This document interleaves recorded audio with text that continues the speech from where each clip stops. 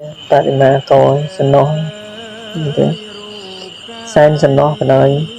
សតកបុតប្រកេះកាត់ប្រកេះអត់ឲ្យដឹងថាជាមានរូបជាព្រះពុទ្ធស្ត្រីអត់ឲ្យដឹងថាស្ត្រីអាយអាចសន្និដ្ឋានគឺរបស់ព្រះចៅនាគមនោះមានទាំងស្រីស្រីនេះយើងហៅប្រហុំជាស្បៃនេះជារូបរបស់ព្រះអង្គក៏ប៉ុន្តែត្រូវបានគេតាមទ្រូងចេញគេកែនេះណាពីទ្រូងគេតាមចេញហើយរូបទាំងអស់នេះសុទ្ធតែជាទូទៅ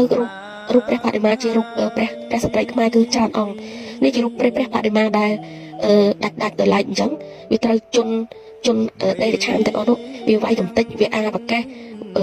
វាយមានសដន់វាយសដន់បរិបស្មើធ្វើឲ្យដូចជាបរោះអញ្ចឹងប៉ុន្តែរូបរាងនៅតែជាស្ត្រីដដែលទេណាមើលច្បាស់រូបរាងនៅតែជាស្ត្រីហើយនឹងរូបទាំងអស់នោះវាអាចលើកលួចយកទៅដាក់ប្រទេសវាគ្រប់បែបគ្រប់យ៉ាងវាយកំតិចបានប៉ុន្តែទ្រង់បានដឹងគឺឆ្លាក់នៅតាមជាងទៀតតាមជាងសត្វតែរូបស្ត្រីទាំងអស់តំណាងឲ្យព្រះមេនិរវោបេកោចរិយរបស់យើងទាំងអស់ដាក់តាមជញ្ជាំងហើយនៅតែដាក់ឲ្យមានចុងស្ដន់ដើម្បីអីដើម្បីបរិហាគេថាសិតតែជាស្រីរំលបាំស្រីបំរើបុរសអីចឹងទៅតាមពិតសិតតែមានអាវក្បំចាអាវក្បំរបស់គេត្រឹមត្រូវ